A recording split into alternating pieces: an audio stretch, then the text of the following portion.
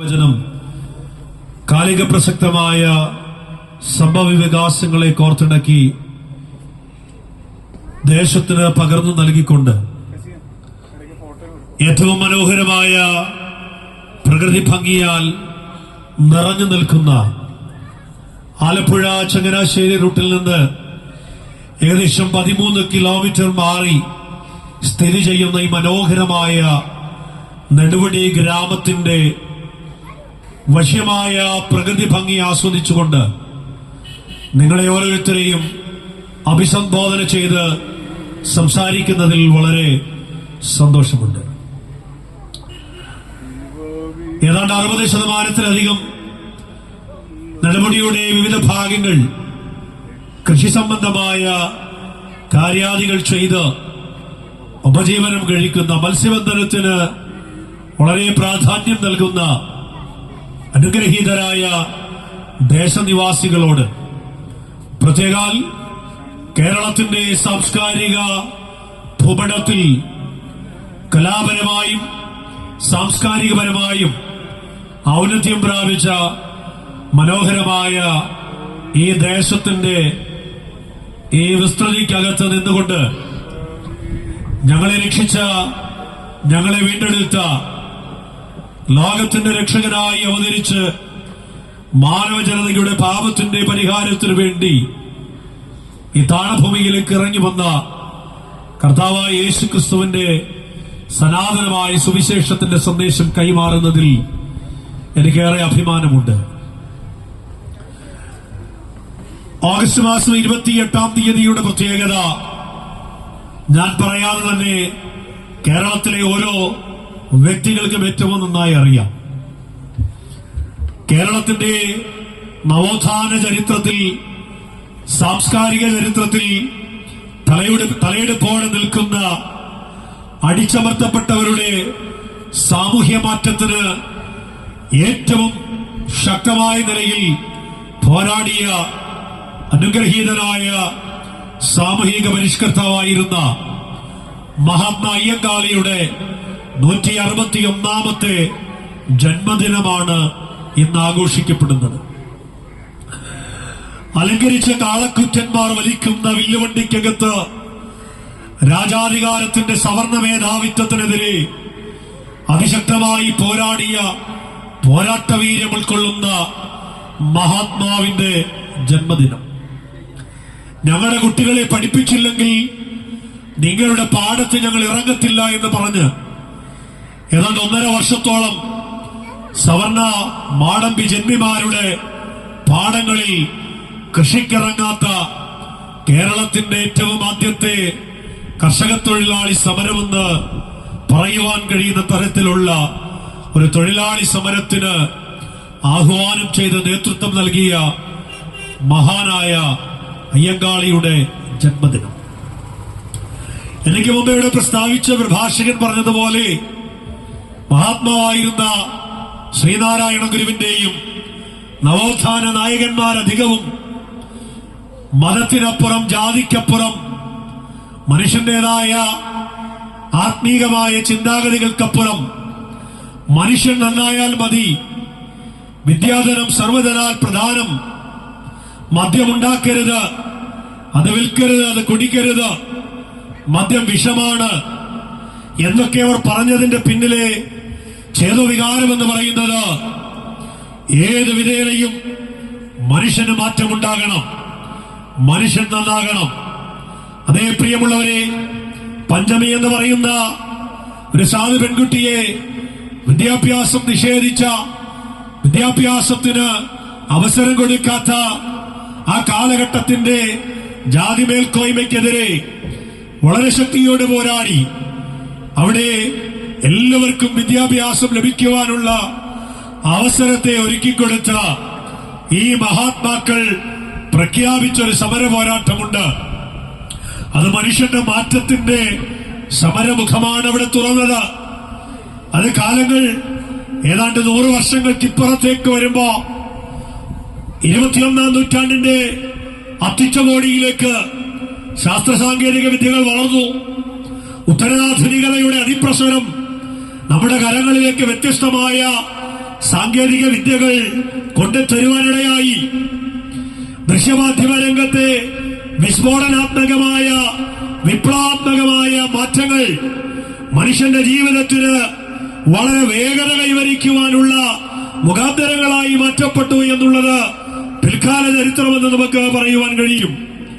ജാതി മത വർഗവർണ്ണ വ്യത്യാസമില്ലാതെ എല്ലാവർക്കും ഒരുപോലെ നടക്കുവാൻ, സഞ്ചരിക്കുവാൻ, പഠിക്കുവാൻ, ഏത് ദൈവാലയങ്ങളിലും കയറുവാൻ ഒക്കെയുള്ള മാറ്റങ്ങൾ ഈ സാമൂഹിക പരിഷ്കരണങ്ങൾ കൊണ്ട് നമ്മുടെ കേരളത്തിന്റെ ഭൂപടത്തിന് വ്യത്യസ്തമായ മാനം നൽകിയെന്ന് ഒരു ചരിത്ര പഠിതാവെന്ന നിലയിൽ, ഒരു ചരിത്രാന്വേഷി എന്ന നിലയിൽ എനിക്കും നിങ്ങൾക്കും ഓരോരുത്തർക്കും അത് മനസ്സിലാക്കുവാൻ കഴിയുന്ന യാഥാർത്ഥ്യമാണ്.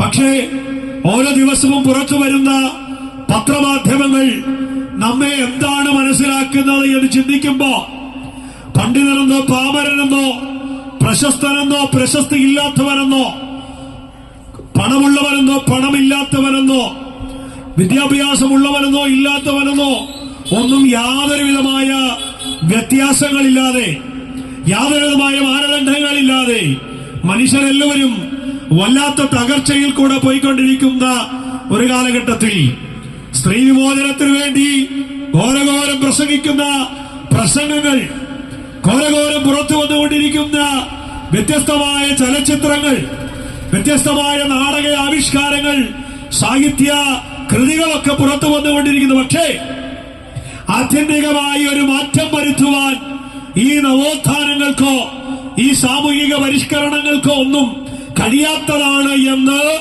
നമുക്ക് മനസ്സിലാക്കുന്നത് യാഥാർത്ഥ്യമാണ്. അത് പച്ചയായ യാഥാർത്ഥ്യമാണ്.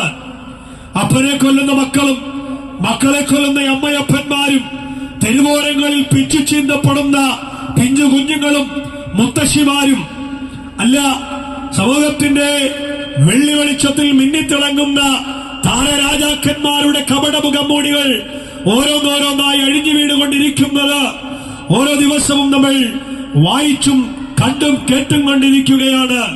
തീർന്നില്ല. പ്രതിസന്ധി വന്നപ്പോൾ, ആരോപണം വന്നപ്പോൾ, തങ്ങളുടെ മുഖം മൂടി വലിച്ചു ചീന്തപ്പെടുന്നു എന്ന് കണ്ടപ്പോൾ ഈ ജനങ്ങൾ ആരാധിക്കുന്ന യൗവനക്കാർ നെഞ്ചിലേറ്റിയിരിക്കുന്ന വലിയ കട്ടൌട്ടുകളും വലിയ ആ സാധ്യതകളെയൊക്കെ ഒരുക്കി പാലഭിഷേകങ്ങളൊക്കെ നടത്തി ആരാധിക്കുന്ന ഈ സിനിമ താരങ്ങൾ, ഈ നായകന്മാർ യഥാർത്ഥ ജീവിതത്തിൽ വില്ലന്മാരുടെ മേലാപ്പടിഞ്ഞുകൊണ്ടായിരിക്കുമ്പോ പ്രതിസന്ധിയുടെ മുമ്പിൽ രാജിവെച്ച് ഓടിയത് നമ്മൾ കണ്ടതാണ്. തീർന്നില്ല. അങ്ങനെ അത് ഉന്നതന്മാരുടെ ഇടയിൽ മാത്രമല്ല, രാഷ്ട്രീയക്കാരുടെ ഇടയിൽ മാത്രമല്ല, നമ്മൾ സാധാരണക്കാരുടെ ജീവിതങ്ങളിലേക്ക് ചിന്തിക്കുമ്പോൾ, കണ്ണോടിക്കുമ്പോൾ, അല്പസമയത്തെ സന്തോഷത്തിന് വേണ്ടി, അല്പസമയത്തെ ആഹ്ലാദത്തിന് വേണ്ടി, കൂട്ടുകാരോടൊപ്പം സന്തോഷിക്കുവാൻ, അല്പം മനസമാധാനത്തിന് വേണ്ടി, അല്ലെങ്കിൽ പകലന്തിയോളം പണിയെടുത്ത പണിയുടെ അധ്വാനത്തിന്റെ ക്ഷീണം തീർക്കുവാൻ അല്പം മദ്യമൊക്കെ സേവിച്ച് അങ്ങനെ തുടങ്ങുന്ന ഈ മദ്യപാനം അവസാനം എത്തിക്കുന്നത് വല്ലാതെ പുറത്തു വരുവാൻ കഴിയാത്ത വിധത്തിലുള്ള, പുറത്തിറങ്ങുവാൻ കഴിയാത്ത വിധത്തിലുള്ള തകർത്തു കളയുന്ന മദ്യപാന ആസക്തിയിലേക്കാണ്. പലപ്പോഴും വേണ്ട എന്ന് വെച്ചിട്ടും, ഈ ആറൊക്കെയുള്ള സ്ഥലമാണല്ലോ, നിങ്ങളോട് പറഞ്ഞാൽ ഒരുപക്ഷെ മനസ്സിലാകും. പണ്ടൊരു കഥ കേട്ടിട്ടുണ്ട്. ഒരു വെള്ളപ്പൊക്കം വന്നപ്പോൾ ഒരു വലിയ കരിമ്പടക്കെട്ട് ഒഴുകി വരുന്നത് കണ്ടുകൊണ്ട് ഒരു മനുഷ്യൻ വെള്ളത്തിലേക്ക് ചാടി ഓടിച്ചെന്നതിനെ കെട്ടിപ്പിടിച്ചു, പിടിച്ചെടുക്കുവാൻ നോക്കി. പക്ഷേ അദ്ദേഹത്തിന് ഒരു കാര്യം മനസ്സിലായപ്പോൾ അദ്ദേഹം ആ കരിമ്പടക്കെട്ട് വിട്ടിട്ട് രക്ഷപ്പെടാൻ നോക്കിയപ്പോൾ അത് തന്നെ വിടുന്നില്ല, തന്നെ അത് മുറുകെ പിടിച്ചിരിക്കുകയാ. ഇങ്ങനെയാണ് കഥ തീരുന്നത്. അത് കരിമ്പടക്കെട്ടല്ലായിരുന്നു, വെള്ളപ്പാച്ചിലിൽ ഒഴുകി വന്ന ഒരു കരടിയ. ചേട്ടൻ പറഞ്ഞു, ഞാൻ വിടാൻ ഇഷ്ടപ്പെട്ടിട്ടും ഈ കരിമ്പടക്കെട്ട് എന്നെ വിടുന്നില്ല. അങ്ങനെയാണ് പലപ്പോഴും നമ്മൾ അങ്ങോട്ട് ചെന്ന് അല്പസന്തോഷത്തിന് വേണ്ടി ഉപയോഗിക്കുന്ന മദ്യം, മയക്കുമരുന്ന്, ഹാൻസ്, പാൻപരാഗ്, തുളസി, ആ കാജാ ബീഡി, അരസം ബീഡി, സിസറ, പനാമ, അല്ലെങ്കിൽ ആ ജേഡി, മദ്യങ്ങൾ സിരകളിലേക്ക് കുത്തിക്കയറ്റുന്ന ഫ്ലാക്ക് എഫക്ട് പോലെയുള്ള രാസലഹരി പോലെയുള്ള മെത്ത് പോലെയുള്ള രാസലഹരികളൊക്കെ കഞ്ചാവ് പൊതികളൊക്കെ പലപ്പോഴും വിട്ടുകളയുവാനുള്ള ആഗ്രഹമുണ്ടായിട്ടും വിട്ടുകളയാൻ കഴിയാത്തതുപോലെ കരിമ്പടക്കെട്ട് മുറുക്ക പിടിച്ചതുപോലെ പിടിച്ചു കെട്ടിവച്ചിരിക്കുന്ന സാഹചര്യങ്ങൾ. എന്താണ് ഇതിന്റെയൊക്കെ പരിണിതഫലം? താങ്കൾ സന്തോഷിക്കുമ്പോ, താങ്കൾ ആനന്ദിക്കുമ്പോ, താങ്കൾ ഒന്നും അറിയാതെ കിടന്നുറങ്ങുമ്പോ, മനസമാധാനം കിട്ടിയെന്ന് പറഞ്ഞുറങ്ങുമ്പോ തകർന്നു പോകുന്ന കുടുംബങ്ങൾ, അനാഥമാക്കപ്പെടുന്ന ബാല്യങ്ങൾ, അല്ലെങ്കിൽ ജീവിതത്തിൽ ലക്ഷ്യബോധമില്ലാതെ, സമാധാനമില്ലാതെ, സ്വസ്ഥതയില്ലാതെ ലഹരിയുടെ കരാളഹസ്തത്തിൽ ഞെരിഞ്ഞമരുന്ന യുവതലമുറ പരസ്പരം കൊല്ലുവാനും പരസ്പരം ആക്രമിക്കുവാനും യാതൊരുവിധമായ ഭയാശങ്കകളുമില്ലാതെ ഏത് വിധേനയും അവനെ കൊന്നും കൊലവിളിച്ചും അവനെ തീർത്തു കളയണമെന്നുള്ള വാശിയോടെ വൈരാഗ്യത്തോടെ മുന്നിട്ടിറങ്ങുന്ന ഒരു യുവതലമുറയുടെ കാലഘട്ടത്തിലേക്ക് ഞാനും നിങ്ങളും വന്നുകൊണ്ടിരിക്കുകയാണ്. സങ്കീർണമായ ഈ ജീവിത പ്രശ്നങ്ങളിൽ നിന്ന് ഒളിച്ചോടുവാനെത്തുന്ന ഈ ലഹരിയുടെ കരാളഹസ്തം അവസാനം കവലച്ചട്ടമ്പിമാരെയും ഗുണ്ടകളെയും ഒക്കെ സൃഷ്ടിച്ചുകൊണ്ടിരിക്കുമ്പോൾ രാഷ്ട്രീയക്കാർക്ക് മാറ്റുവാൻ കഴിയില്ല, മതങ്ങൾക്ക് മാറ്റുവാൻ കഴിയില്ല, ഇവിടെയുള്ള യുവജന പ്രസ്ഥാനങ്ങൾക്ക് മാറ്റുവാൻ കഴിയില്ല, സാംസ്കാരിക കേരളത്തിന് അല്ലെങ്കിൽ പുറത്തു വന്ന സാഹിത്യ കൃതികൾക്ക്, സാമൂഹിക പരിഷ്കരണങ്ങൾക്ക് ഒരു മാറ്റം വരുത്തുവാൻ കഴിഞ്ഞില്ല. അങ്ങനെ കഴിഞ്ഞിരുന്നെങ്കിൽ നമ്മുടെ ഈ 21ാം നൂറ്റാണ്ടിന്റെ ഈ ശാസ്ത്ര സാങ്കേതിക വിദ്യ ഇത്രയധികം വർദ്ധിച്ചു എന്ന് അഭിമാനിക്കുന്ന, സാക്ഷരതയിലും സാംസ്കാരികത്തിലും ഒന്നാം സ്ഥാനത്ത് നിൽക്കുന്നു എന്ന് അഭിമാനിക്കുന്ന, ദൈവത്തിന്റെ സ്വന്തം നാടെന്ന് അഭിമാനിക്കുന്ന നമ്മുടെ ഈ കേരളത്തിൽ യാതൊരുവിധ കുറ്റകൃത്യങ്ങളും ഉണ്ടാകില്ലായിരുന്നു. പക്ഷേ മുമ്പത്തേക്കാൾ ഉപരിയായി എണ്ണാൻ കഴിയാത്തതുപോലെ പ്രശ്നങ്ങൾ ഉടലെടുത്തുകൊണ്ടിരിക്കുമ്പോൾ ഞങ്ങൾ ചോദിക്കേണ്ട പ്രിയപ്പെട്ടവരെ, ഇവിടെ തെറ്റുകൾക്ക് നേരെ ശിക്ഷയുടെ ആയുധങ്ങൾ നീട്ടിവെക്കാഞ്ഞിട്ടല്ല, കുറ്റം ചെയ്യുന്നവൻ ശിക്ഷിക്കപ്പെടണമെന്നുള്ള സാമൂഹ്യ നീതിയാണ്. അതുകൊണ്ട് കുറ്റത്തിന് പോലീസ് സംവിധാനമുണ്ട്. കുറ്റം ചെയ്തവനെ അറസ്റ്റ് ചെയ്ത് വിചാരണ കോടതിക്ക് മുമ്പിൽ തെളിവുകൾ നിരത്തി കുറ്റത്തിന് തക്കതായ ശിക്ഷ കൊടുത്ത് തടവറക്കകത്തേക്ക് വിടുകയാ. 12 വർഷം കഴിയുമ്പോൾ, 14 വർഷങ്ങൾ കഴിയുമ്പോൾ, അല്ലെങ്കിൽ അവൻ അനുവദിക്കപ്പെട്ട ശിക്ഷാ കാലാവധി കഴിയുമ്പോൾ പുറത്തിറങ്ങിയിട്ട് വീണ്ടും അതേ കുറ്റം ചെയ്ത് വീണ്ടും ജയിലിലേക്ക് പോകുന്ന സാഹചര്യങ്ങൾ ഉടലെടുക്കുമ്പോ, ഒരു 6 മാസങ്ങൾക്ക് മുൻപ് ഒരു മാർച്ച് മാസത്തിൽ തിരുവനന്തപുരം ജില്ലയിൽ കരമന എന്ന സ്ഥലത്ത് ഒരപ്പന്റെ ധീരരോധനം നാം എല്ലാവരും വാർത്തക്കകത്ത് കണ്ടതാ. സ്വന്തം മകനെ തെരുവനായെ തല്ലിക്കൊല്ലുന്നത് പോലെ ഒരു കൂട്ടം ഗുണ്ടകൾ റോഡിലിട്ട് അടിച്ചു കൊന്നു. ആരോ മരിച്ചു എന്ന് കേട്ട് ആ മനുഷ്യൻ ഓടിച്ചു നോക്കുമ്പോൾ അവിടെ ചത്തുമലച്ചു കിടക്കുന്നത് തന്റെ സ്വന്തം മകനാ. അവരെ ആ കൊലപാതകത്തിലേക്ക് നയിച്ച ആ കൊലപാതകികളെ പോലീസ് അറസ്റ്റ് ചെയ്തപ്പോൾ പത്രമാധ്യമങ്ങൾ, വാർത്താ റിപ്പോർട്ടർമാർ വിതുമ്പലോടെ വേദനയോടെ ആ വാർത്ത റിപ്പോർട്ട് ചെയ്തത് ഏതാണ്ട് 1 വർഷങ്ങൾക്ക് മുമ്പ് മറ്റൊരു പയ്യനെ ഇതേപോലെ ആ ഒരു ബർത്ത്ഡേ പാർട്ടിക്കിടയിൽ കൊന്ന് തല്ലി ക്രൂരമായി കൊന്നുകളഞ്ഞ നരാധവന്മാരായ ഒരു പറ്റം കൊടും ക്രിമിനലുകളായിരുന്നു ഈ 1 വർഷത്തിനിപ്പുറം ഈ ചെറുപ്പക്കാരനെയും കൊന്നത്. അപ്പോൾ ജയിലിലിട്ടത് കൊണ്ട് ഒരുത്തരം മാറ്റം വരണമെന്നില്ല, ശിക്ഷ കൊടുത്തത് കൊണ്ട് മാറ്റം വരണമെന്നില്ല, അവന്റെ തല വെട്ടിയത് കൊണ്ടോ അവയവങ്ങൾ വെട്ടിക്കളഞ്ഞത് കൊണ്ടോ ഇവിടെയുള്ള അരാജകത്വമോ അക്രമങ്ങളോ പീഡനങ്ങളോ ഒന്നും കുറയുമെന്ന് യാതൊരുവിധമായ ഉറപ്പുമില്ല. അപ്പോൾ എങ്ങനെ ഒരു മാറ്റം വരണത്, എങ്ങനെ ഒരു വ്യത്യാസം വരണത്? അതുകൊണ്ടാണ് ഞങ്ങളെ പോലെയുള്ള ചെറുപ്പക്കാരായ സുവിശേഷകർ, ഞങ്ങളെ പോലെയുള്ള സുവിശേഷം പറയുന്ന വ്യക്തികൾ ഇങ്ങനെയുള്ള കവലകൾ തോറും കടന്നു ചെന്ന്, അത് ബോട്ടാകട്ടെ ജീപ്പാകട്ടെ ലഭിക്കുന്ന എല്ലാ മാധ്യമങ്ങളും ഉപയോഗിച്ചുകൊണ്ട് ഈ സുവിശേഷം പങ്കുവയ്ക്കുന്നതിന്റെ പിന്നിലെ കാരണം അതാണ്. എന്റെ കൂടെ ഈ ബോട്ടിനകത്തിരിക്കുന്ന ഓരോ പ്രിയപ്പെട്ടവരോട് ചോദിച്ചാൽ അവർ പറയും, ഇന്നലകളിൽ ഞങ്ങളും സമൂഹത്തിന് കൊള്ളരുതാത്തവരായി മാറ്റപ്പെടേണ്ടവരാണ്. പക്ഷേ ഞങ്ങൾക്കൊക്കെ ഒരു മാറ്റം തന്ന, ഞങ്ങൾക്കൊക്കെ ഒരു വ്യത്യാസം തന്ന, ഞങ്ങളെയൊക്കെ സമൂഹത്തിന് കൊള്ളാകുന്നവരായി. ഞങ്ങളുടെ പണം മദ്യഷാപ്പിൽ പോകില്ല, ഞങ്ങളുടെ പണം സിഗരറ്റ് വാങ്ങുവാനോ ലഹരി പദാർത്ഥങ്ങൾ ഉപയോഗിക്കുവാനോ പോകുന്നില്ല. എന്താ കാരണം?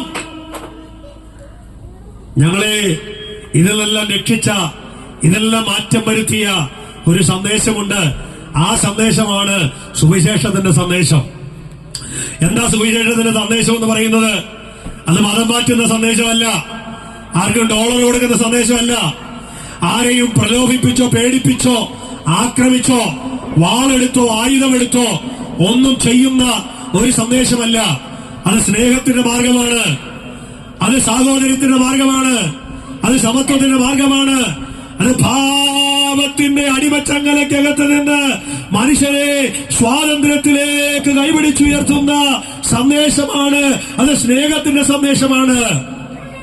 രക്തച്ചൊരിച്ചിൽ കൂടാതെ വിമോചനമില്ലെന്ന് ന്യായപ്രമാണ സംഹിതകൾ വിളിച്ചു പറഞ്ഞപ്പോൾ പാപമംഗലമായ ജീവിതം നയിച്ച മനുഷ്യരെ പാപത്തിന്റെ കറ മാറ്റി, പാപത്തിന്റെ ശമ്പളമായ മരണത്തെ മാറ്റിയിട്ട് നിത്യജീവങ്ങളിലേക്ക് കൈപിടിച്ചുയർത്തുവാൻ, ഈ പ്രശ്നങ്ങൾക്ക് ശാശ്വതമായ പരിഹാരം നൽകുവാൻ, ദൈവത്തോടുള്ള സമത്വം മുറുകെ പിടിച്ചുകൊള്ളണമെന്ന് വിചാരിക്കാതെ ദാസരൂപമെടുത്ത് വേഷത്തിൽ മനുഷ്യനായി ഒരു കന്യകയിൽ ജാതനായി ഈ ഭൂമിയിൽ അവതരിക്കപ്പെട്ട കർത്താവായ യേശു ക്രിസ്തുവിന്റെ മാറ്റമില്ലാത്ത സുവിശേഷത്തിന് മാത്രമേ മനുഷ്യരെ മാറ്റുവാൻ കഴിയത്തുള്ളൂ. എങ്ങനെയാ യേശു മനുഷ്യന്റെ പാപത്തിന് മാറ്റം വരുത്തിയത്? തന്റെ അവസാന തുളി രക്തം വരെയും മാനവജാതിയുടെ പാപത്തിന്റെ പരിഹാരത്തിന് വേണ്ടി കാൽവറി എന്ന മലയിൽ രണ്ട് കള്ളന്മാരുടെ നടുവിൽ ഒരു മരക്കുരിശി കൈകളിൽ ആണിയടിക്കപ്പെട്ടവരായി, കാലുകളിൽ ആണിയടിക്കപ്പെട്ടവരായി, കുന്തമുനയേറ്റവരായി, വിലാപ്പുറകൾ കുത്തേറ്റവരായി, പുറമുഴവുചാലുകൾ പോലെ കീറപ്പെട്ടവരായി, തലയിൽ മുൾക്കിരീടം അടിച്ചവരായി, മനസ്സിലാ അവസാന തുള്ളി രക്തം വരെയും മാനവജാതിയുടെ പാപത്തിന്റെ പരിഹാരത്തിന് വേണ്ടി യേശു നൽകി തന്നുകൊണ്ടാണ് മനുഷ്യന്റെ പാപത്തിന് പരിഹാരം നൽകിയത്. ഇന്ന് പകൽ ഈ സന്ദേശം കേട്ട ആരെങ്കിലും തന്റെ ഹൃദയം യേശുവിന് വേണ്ടി കൊടുക്കുന്നുവോ, ആരെങ്കിലും യേശുവിന് വേണ്ടി തന്റെ ജീവിതത്തെ സമർപ്പിക്കുന്നുവോ, അവരുടെ ജീവിതത്തിന് സമാധാനം നൽകുവാൻ, അവരുടെ ജീവിതത്തിന് സ്വസ്ഥത നൽകുവാൻ, ഈ പാപമംഗലമായ ഈ ലഹരിയുടെ അടിമത്തത്തിൽ നിന്ന് മാറ്റം വരുത്തുവാൻ യേശു മതിയായ ദൈവമെന്ന് പ്രഖ്യാപിച്ചുകൊണ്ട് നിങ്ങളെ ക്രിസ്തു സ്നേഹത്തിലേക്ക് ക്ഷണിച്ചുകൊണ്ട് എന്റെ വാക്കുകൾക്ക് വിരാമം കുറിക്കുന്നു. ദൈവം നമ്മളെല്ലാവരെയും അനുഗ്രഹിക്കുമാറാകട്ടെ.